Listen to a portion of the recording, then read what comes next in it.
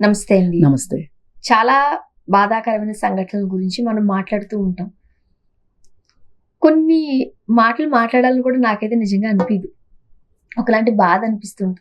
గుజరాత్‌లో జరిగిన సంఘటన, ఒక ఇంట్లోకొచ్చారు ఫ్యామిలీ. రూ. 2,000 ఇంటద్దె. 4, 5 నెలలు అయిపోయింది. అంటే ఒక 8,000, 10,000 వరకు పే చేయాల్సిన అవసరం ఉండింది. ఇంటద్దె కట్టలేక భార్యని, కూతుర్ని కూడా ఇంటి యజమాని దగ్గరికి పంపాడంట ఆ భర్త, ఆ తండ్రి. ఒకటి, ఎందుకిలా చేశాడనే కోపం వస్తది. 2, ఆ పేదరికం అతను అట్లా నడిపించిందా అనిపిస్తది. మీరేమంటారు? పేదరికం అని అననండి నేను. పేదరికం వల్ల కాదు. ఇక్కడ అతను ఉపాధికి సరైన మార్గాన్ని ఎంచుకోలేదు అని చెప్తాను. ఇప్పుడు భార్య, భర్త ఇద్దరున్నారు. వాళ్ళకున్నది ఒక పాప. అంటే మనకి అందిన సమాచారం ప్రకారం ఒక పాప.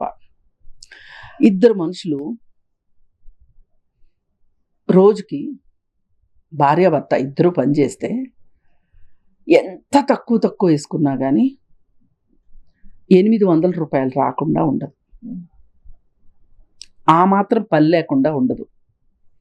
కనీసము ఆవిడ భార్య, భర్త ఏమీ చేయకపోయినా కానీ ఆవిడ 4 ఇళ్లల్లో పనులు చేసుకున్నా కానీ, డొమెస్టిక్ హెల్పర్గా వెళ్ళినా కానీ డబ్బులు వస్తాయి. ఇక్కడ ఎక్కడో భార్యాభర్త ఇద్దరూ కూడా సరి అయిన ఆలోచన విధానంలో లేరు అని అనిపిస్తుంది నాకు. ఒక్క భర్తనే ఇక్కడ మనము టార్గెట్ చేసి మాట్లాడడం కూడా కరెక్ట్ అనిపించట్లేదు నాకు. ఇప్పుడు పాపకి ఏమీ తెలియదు, 13 ఏళ్ల పాప. తల్లి ఏం చెప్తే, తండ్రి ఏం చెప్తే అది చేసే పాప. ఆ పాపకి ఏమీ తెలియదు. అసలు ఏ మాత్రం ఆ పాపను ఇందులోకి తీసుకురావాల్సిన అవసరమే లేదు. ఇక్కడ వాళ్ళ అమ్మమ్మ కేసు పెట్టింది. ఇక్కడ ఖచ్చితంగా ఈ తల్లిదండ్రి ఎవరైతే ఉన్నారో, ఈ తల్లిని కూడా శిక్షించాల్సిన అవసరం ఉంది. ఇక్కడ తల్లిని, తండ్రిని ఇద్దరిని శిక్షించాలి. ఎందుకంటే వీళ్ళిద్దరూ కలిసి బతకాలనుకుంటున్నారు. అందుకే కదా పెళ్లి చేసుకుంటారు. పెద్దవాళ్ళు చేశారు, వీళ్ళు చేశారు, అది వేరే విషయం. పెళ్ళంటూ అయిన తర్వాత వాళ్ళిద్దరిది బాధ్యత. సరే, వాళ్ళిద్దరూ మళ్ళీ ఇంకొక పాపని ఈ ప్రపంచంలోకి తీసుకొచ్చినప్పుడు వీళ్ళిద్దరి పైన ఆ పాప రక్షణ, సంరక్షణ బాధ్యత ఆ ఇద్దరికి ఉంటుంది. అలాంటప్పుడు మీ ఇద్దరు రాళ్ళు కొడతారా, అడవికి వెళ్ళి కట్టెలు తెస్తారా, ఏం చేస్తారో అనవసరం. ఆ పాపను పోషించాల్సిన బాధ్యత అయితే మీ ఇద్దరికి ఉంది. కానీ మీ ఇద్దరు ఎందుకు ఈ అడ్డదారి తొక్కారు? ఇప్పుడు అతను చెప్పినంత మాత్రాన ఈమె ఎందుకు వినాలి? ఒకటి, వినాల్సిన అవసరం లేదు. ఆ పాపను తీసుకొని చక్కగా చంకనేసుకుని పోలీస్ స్టేషన్కి వెళ్తే ఎవరేం చేస్తారండి? ఇప్పుడు వాళ్ళ అమ్మమ్మ కేసు పెట్టింది కదా, ఆమెకే చెప్తే ఆమె ఊరుకునేదా? అది కాదు కాబట్టి కదా కేసు పెట్టింది. అందుకని నేను ఇక్కడ ఆ తల్లిని కూడా నిందించదలుచుకున్నా. ఆమెకు ఒక సపోర్ట్ సిస్టమ్ అయితే ఉంది. అస్సలు సపోర్ట్ సిస్టమ్ లేని వ్యవహారం అయితే కాదు. అంటే ఇప్పుడు ఇలాంటివి ఎక్కడ జరుగుతూ ఉంటాయి అంటే అండి, వేరే దేశాలు వెళ్తారు, వలస వెళ్తారు చూడండి, కాందిసీకుల్లాగాను, లేకపోతే ఇంకొక రకంగా దొంగ మార్గాల ద్వారా ఉపాధి కోసం వేరే దేశాలకు వెళ్తారు చూడండి. అలా వెళ్ళినప్పుడు అక్కడ లోకల్గా ఉండేవాళ్ళు ఇలా చీట్ చేస్తారు. అంటే మీ ఎగ్జిస్టెన్స్ని గవర్నమెంట్కి చెప్తాము అని భయపెట్టి ఇలా అత్యాచారాలు చేసే అవకాశాలు ఉన్నాయి. కానీ ఇక్కడ వీళ్ళు ఉన్నది మన ఈ దేశంలో, వాళ్ళు ఈ దేశం వాళ్ళు. అలాంటి పరిస్థితిలో వీళ్ళు సరి అయిన మార్గాన్ని ఎంచుకోలేదనేదే నా ఉద్దేశం. ఈ పరిస్థితిని, అతనున్న పరిస్థితిని, అతను బహుశా తాగుబోతూ అయి ఉంటాడు. ఆ ఇంటి యజమాని వీడికి కొంచెం తాగిచ్చేసేసి వాడి పబ్బం వాడు గడుపుకుని ఉంటాడు. లేకపోతే 8,000 అదే కదా, చాలా చిన్న విషయం. వీళ్ళు ఏంటంటే భార్యాభర్త ఇద్దరూ కూడా వాళ్ళు సౌకర్యవంతంగా బతకటం కోసమో, లేకపోతే తేలిగ్గా జీవనాన్ని గడపటం కోసం వాళ్ళు ఈ మార్గాన్ని ఎంచుకున్నారనిపిస్తుంది నాకు. ఎలా చేసినా సరే, ఏం చేసినా సరే, ఇప్పుడు ఆవిడికి వ్యభిచారం చేసుకునే హక్కు ఉంది, పిల్లని తాకే అర్హత లేదు, పిల్ల చెప్పి చేయించే హక్కు లేదు. అందుకని ఏంటంటే ఏ రకంగా చూసినా ఈ ఇద్దరు భార్యాభర్త ఇద్దరు కూడా దీనికి సమాన భాగస్వాములని నేను నమ్ముతున్నాను. పైగా ఇప్పుడు కేసు అయింది కదా, వాళ్ళ అమ్మమ్మ కేసు పెడితే ఇప్పుడు ఆ ఇంటి యజమానిని, ఆ యజమాని స్నేహితుడు ఒకటంట, వాడిని అందరినీ అరెస్ట్ చేశారు. అరెస్ట్ చేసి ఇప్పుడు ఈ వాళ్ళపైన పోక్సో కేసు పెట్టారు. మరి ఈ కేసులో మనం పోక్సో వద్దన్నామా? పోక్సో కావాలి, వద్దంటున్నారు మీరు. అదే నేను అనేది. అందుకని చట్టం ఉన్నప్పుడు అసలంటూ లేని దానికన్నా ఉన్న చట్టాన్ని మనము అది మిస్యూజ్ కాకోకుండా వాడటంలో తప్పు లేదు. మనం ఏ పరిస్థితుల్లో మిస్యూజ్ అవుతుందో చూసి ఆ పరిస్థితులను అరెస్ట్ చేయగలగాలి. అంతేగాని చట్టమే వద్దనడం మట్టుకు చాలా తప్పు.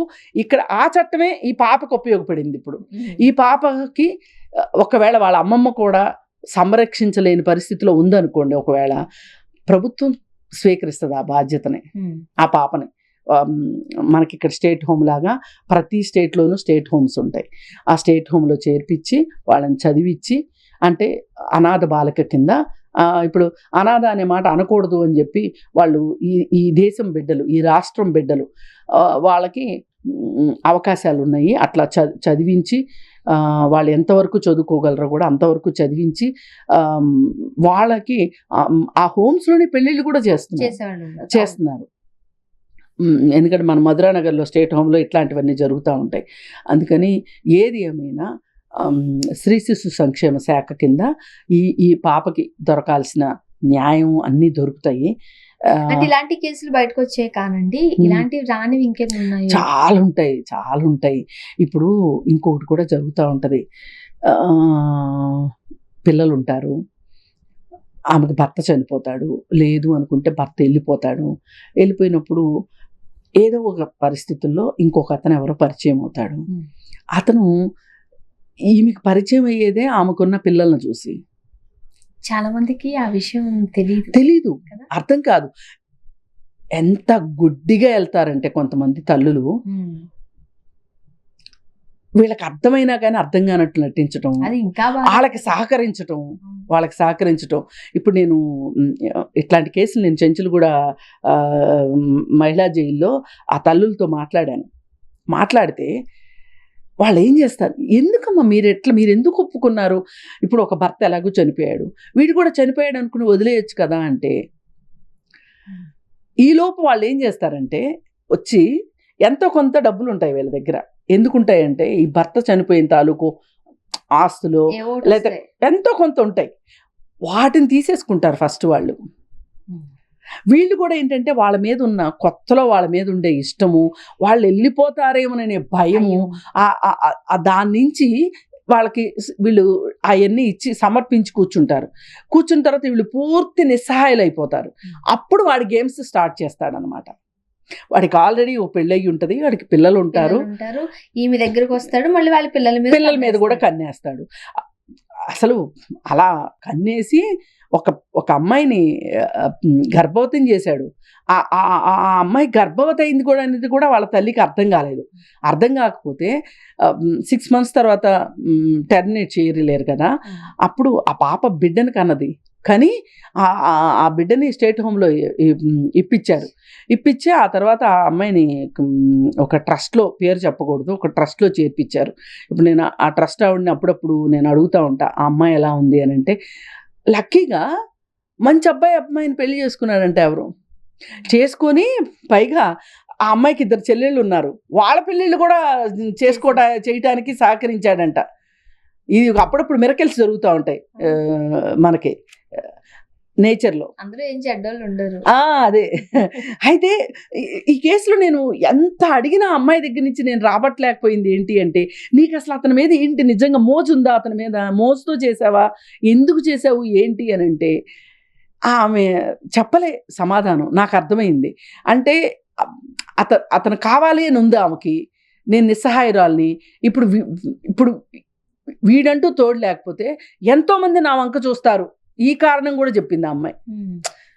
అంటే అతనంటూ ఉన్నాడు అంటే నా జోలికి ఇంకెవరు రారు, నా పిల్లల జోలికి ఎవరు రారు అనుకుంది. సరే ఏదైతేనేమి పెద్ద పిల్లని బలిపెట్టింది, జైల్లో ఉంది, ఇలాగే ఉంటాయి. అందుకని తల్లులు ముఖ్యంగా భర్తలు వదిలేసిన చచ్చిపోయిన మీరు మట్టుకు చాలు, మీ జీవితానికి ఒక పురుషుడు మీకు చూపించిన స్వర్గమో నరకమో చాలు. ఇంకా ఎవరి జోలికి వెళ్ళకుండా మీ పిల్లల్ని ఒక కోడి ఎలా కాపాడుకుంటుందండి పిల్లల్ని? గద్దని విశ్వరూపం చూపిస్తుంది కోడి, గద్దతో పోట్లాడుతుంది. అట్లా మీరు పిల్లల్ని పెంచుకోవాలమ్మా, అంతేగాని ఇట్లాంటి ఆడి జోలికి వెళ్ళి వాళ్ళ జీవితాలను నాశనం చేయొద్దని కోరుకుందాం. థ్యాంక్ యూ అండి. Thank you.